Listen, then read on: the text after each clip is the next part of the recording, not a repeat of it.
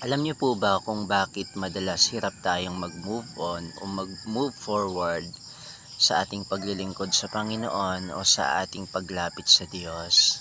Kasi madalas po, hindi natin napapatawad yung ating mga sarili, no? Pag tayo po ay nakakagawa ng pagkakamali doon sa mga dati nating buhay o dati nating ah, mga sitwasyon, at tayo po ay lumapit ngayon sa Panginoon, ang totoo tayo po ay pinapatawad ng Diyos. First John chapter 1 verse 9, binabanggit na as we confess our sin, He is faithful na tayo po ay patawarin. Ang problema, dumadating sa atin yung condemnation na para bang hirap tayong lumapit sa Diyos kasi ang iniisip natin, nako, nakagawa ako ng ganitong pagkakamali.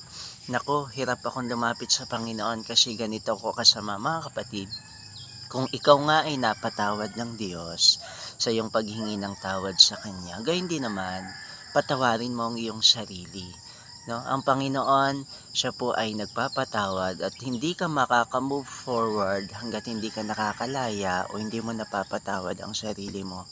Kapatid, mahina po tayo, may kahinaan po tayo, may mga pagkakamali tayo, but yet pinatawad tayo ng Panginoon. Kaya sikapin natin na mapatawad mo din ang iyong sarili.